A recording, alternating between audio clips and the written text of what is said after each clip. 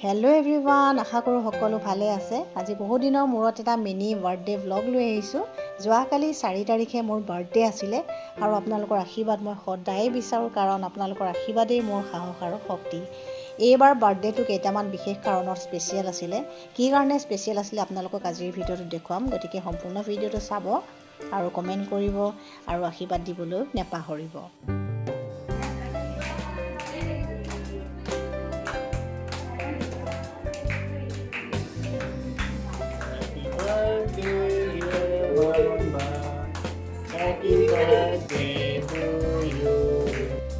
এয়া হৈছে মোৰ মা, লেফ্ট ছাইডে থকাজনী মোৰ ছোৱালী আৰু ৰাইট ছাইডে থকা দুটা হৈছে মোৰ ভতিজা।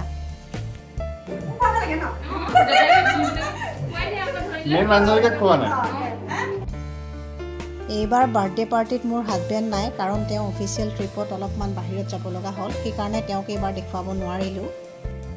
এইবাৰ বাৰ্থডে পাৰ্টিটো মোৰ ভাল লগা এটাই কাৰণ হৈছে যে মই সকলোখিনি ঘৰতে নিজেই বনাইছোঁ। বাহিৰৰ পৰা বা ৰেষ্টুৰেণ্টৰ পৰা একো বস্তু অৰ্ডাৰ দি অনা নাই। গুৱাহাটীত সাধাৰণতে মানুহে অৰ্ডাৰ দিয়ে বাৰ্থডে পাৰ্টি পাতে, কিন্তু মই নিজ হাতেৰে বনাই খুৱাই ভাল পাওঁ, সেইকাৰণে এইবাৰ নিজেই বনাইছোঁ।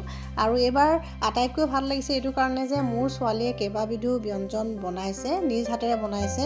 এয়া হৈছে গাৰ্লিক চিকেন, তাৰপিছত তাই ৰুমালী ৰুটি বনাইছে, তাৰপিছত পনীৰ, এনেকৈ কেইবাবিধো আইটেম তাই বনাই দিছে, যাৰ কাৰণে মোৰ কামখিনি বহুত সহজ হৈ গ'ল। আৰু ময়ো নিজে হাতেৰে গোটেইখিনি বনাইছোঁ আৰু নিজ হাতেৰে বনাই আনক খুৱাই ভাল পাওঁ যিহেতু, গতিকে বাৰ্থডেটো কালি খুব ভালদৰে পাৰ হ'ল বুলি ভাবিছোঁ মই।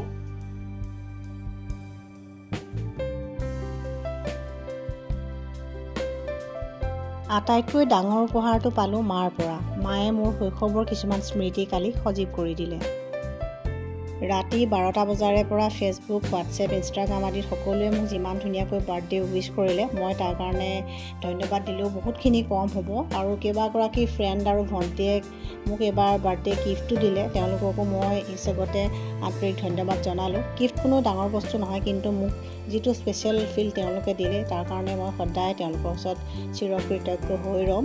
আৰু আজি আপোনালোককো এই গোটেইখিনি কথা দেখুৱালোঁ। আপোনালোক মোক সদায় পৰিয়ালৰ দৰে, গতিকে আপোনালোকৰ লগত কথাখিনি শ্বেয়াৰ কৰিলোঁ। আপোনালোকেও মোক আশীৰ্বাদ দিব যাতে আপোনালোকৰ কাৰণে আগলৈ ভাল ভাল কাম কৰি যাব পাৰোঁ। সকলো ভালে থাকক, স্বাস্থ্যৱান হৈ থাকক। Stay healthy, stay happy.